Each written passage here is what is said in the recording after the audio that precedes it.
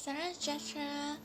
Saya ucapkan kepada Puan Diana Peter dan rakan-rakan sekalian, nama saya Ngan Lihu, nombor metrik BA 20110048. Dan hari ini saya ingin membentangkan kajian kes saya, yaitu faedah komuniti ekonomi Asia kepada negara Malaysia. Bahasa ruang dibahagikan kepada dua bentuk, yaitu hubungan bilateral dan hubungan multilateral. Hubungan bilateral adalah hubungan secara terus dengan negara-negara tertentu, namun hubungan multilateral merujuk kepada hubungan dalam kumpulan, organisasi atau pertubuhan. Oleh hal yang demikian, negara Malaysia telah menjalankan hubungan multilateral dengan melibatkan diri sendiri dalam persatuan negara-negara Asia Tenggara, yaitu ASEAN. ASEAN bertujuan untuk mempercepatkan perkembangan ekonomi, sosial, dan budaya serantau. Ia juga bertujuan untuk menjaga keamanan dan kestabilan serantau dan menjalankan perkongsian, kemudahan latihan dan penyelidikan dalam angkutan serantau. Ia juga meningkatkan taraf hidup serantau dan akhirnya meningkatkan hubungan antara negara serantau dan antara bangsa. Oleh hal yang demikian, ASEAN telah menjalankan komuniti ASEAN untuk melindungi hak anggota negara dan menjaga kepentingan anggota negara. Komuniti ASEAN mempunyai 3 tongkol, yaitu Komuniti Politik Keselamatan ASEAN, Komuniti Ekonomi ASEAN, dan Komuniti Sosial Budaya ASEAN. Oleh hal yang demikian, Komuniti Ekonomi ASEAN dapat meningkatkan kestabilan dan kemakmuran ASEAN. Oleh hal yang demikian, ASEAN dapat mewujudkan pembangunan ekonomi yang adil, mengurangkan tahap kemiskinan dan meningkatkan keberbahagiaan sosial ekonomi di kawasan serantau. Oleh hal yang demikian, negara Malaysia telah menikmati banyak faedah dari komuniti ekonomi ASEAN.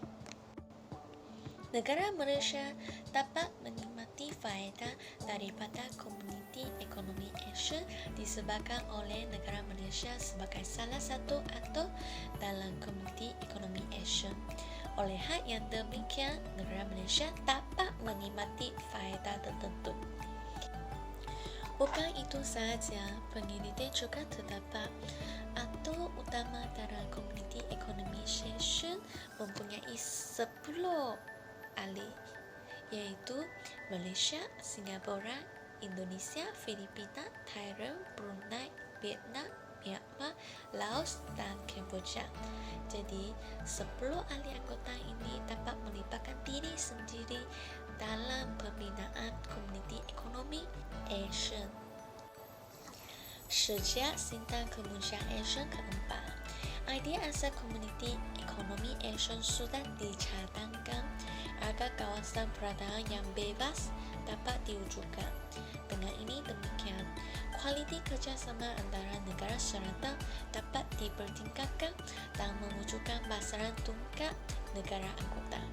Bukan itu saja, pelakuan kritis kewangan ASEAN pada tahun 1997 hingga tahun 1998 telah meningkatkan kesetaraan ahli anggota ASEAN tentang perjalanan kerjasama dalam bidang politik, keselamatan, ekonomi, sosial dan budaya antara negara serantau untuk menghadapi ancaman luar dengan bersama. Oleh hal yang demikian, idea komuniti ekonomi ASEAN ini ditumpukan. Jadi, peran pembinaan komuniti ASEAN diluluskan dalam sidang kemuncak ASEAN dan menyebabkan komuniti ASEAN ditubuhkan pada 31 Disember tahun 2015.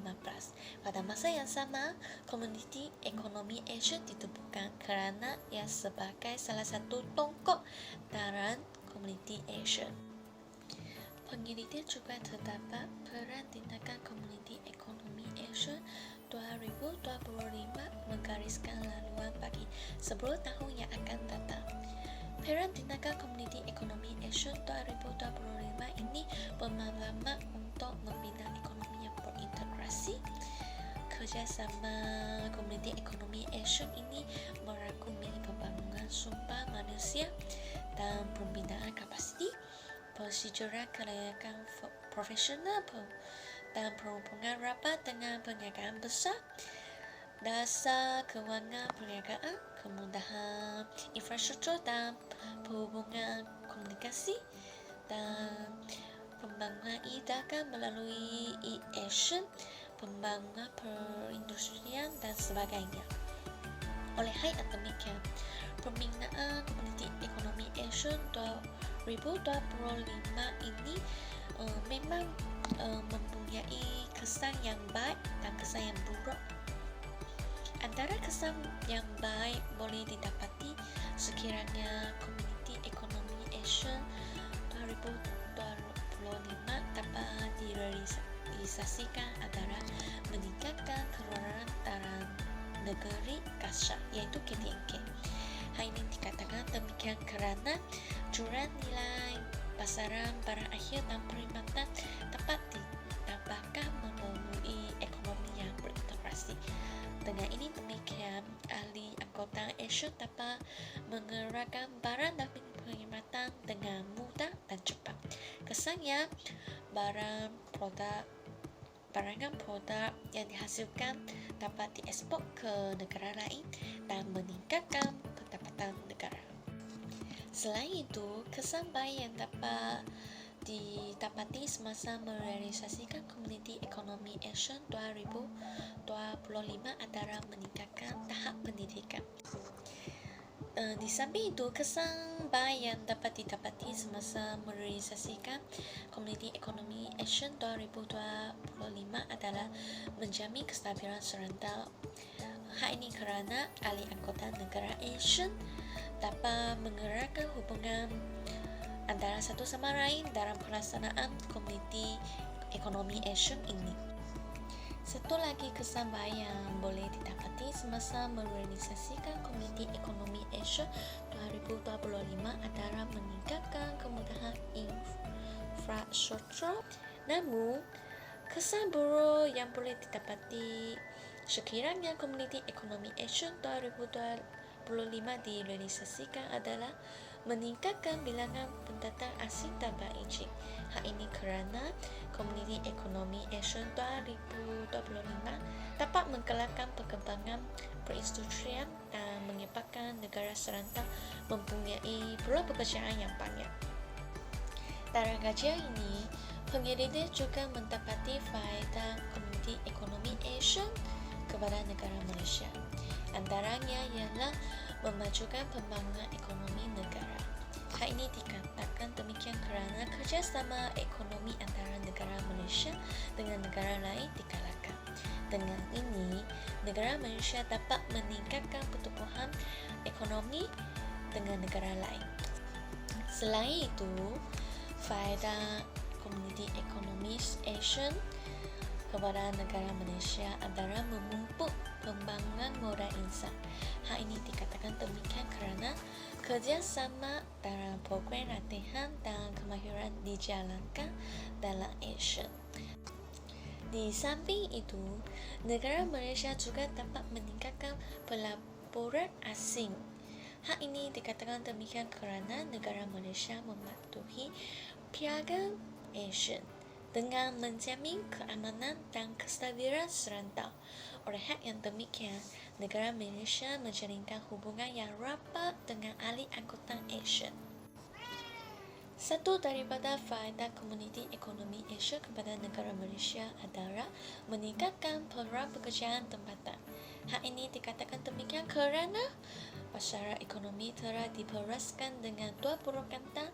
Oleh itu, pasaran ekonomi tertentu memerlukan tenaga buruh yang lebih banyak untuk perjalanan proses pengeluaran produk. Satu lagi faedah Komuniti Ekonomi Asia kepada negara Malaysia adalah mengeratkan hubungan diplomatik antara negara serantau. Walaupun negara Indonesia, Filipina dan Singapura sebagai negara jiran Malaysia, namun negara Malaysia mempunyai konflik tertentu antara negara jiran tertentu. Oleh hal yang demikian, Komuniti Ekonomi Asia ini sebagai satu platform yang baik untuk menyelaraskan hubungan bersama dan mengurangkan serta menyelesaikan masalah konflik. Di samping itu, faedah Komuniti Ekonomi Asia kepada negara Malaysia adalah menjamin sumber-sumber pengeluaran. Hal ini kerana dengan basaran tunggal yang diwujud oleh ASEAN, negara Malaysia dapat menjalankan perkongsian sumber-sumber pengeluaran dengan negara lain dengan senang. Oleh hal yang demikian, kekurangan sumber pengeluaran negara Malaysia dapat ditambah oleh negara lain yang mempunyai lebihan.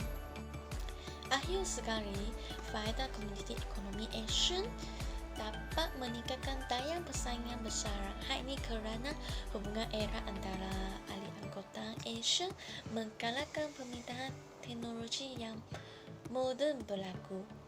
Oleh hal yang demikian, pengurusan pekerjaan dan proses pengeluaran produk dapat dipertingkatkan. Kesannya, pengurusan pekerjaan dan proses pengeluaran produk dapat menjadi lebih efektif dan efisien. Kesimpulannya, Komuniti Ekonomi ASEAN amat penting kepada negara Malaysia dan ini membawa banyak manfaat kepada negara Malaysia.